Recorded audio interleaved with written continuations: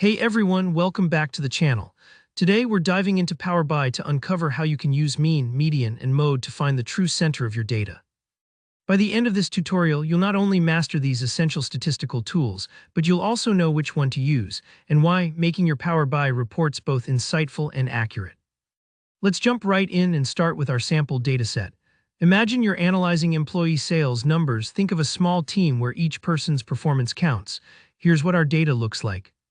We've got Alice with 200, Bob with 300, Charlie also at 300, David climbing to 400, and Eva leading with 500.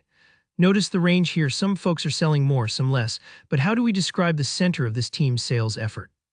That's where mean, median, and mode come in. To get started, go ahead and open up Power BI Desktop. If you're brand new to Power BI, don't worry, this is a great introduction. On the Home tab, click on Enter Data.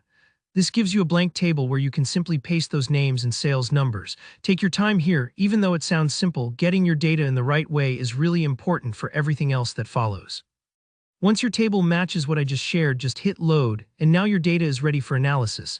Next, let's talk measures. Measures are how Power BI crunches your numbers in real time. In the Modeling tab, click on New Measure.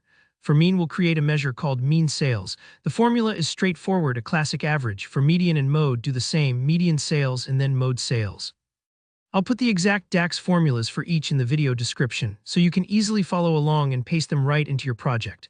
Quick side note, when you're calculating mode using mode SNGL, just remember that it gives you a single value, even if there are multiple ties for the most common number.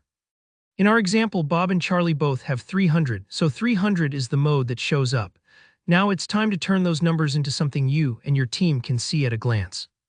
Power BI makes this really visual and interactive. Over on the right, find the card Visual.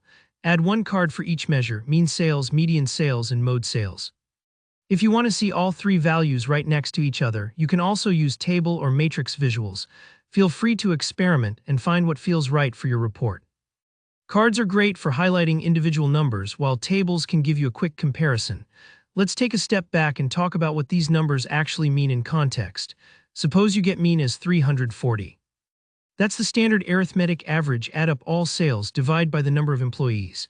But notice, it can be pulled up or down if someone has an unusually high or low value, like Eva's 500 or Alice's 200. The median is 300, the value right in the middle when you sort your data. It's less influenced by those extremes, which makes it super helpful if your data is a bit skewed. Lastly, the mode is 300, the most frequently occurring value. This tells you what sales figure is most typical in your group.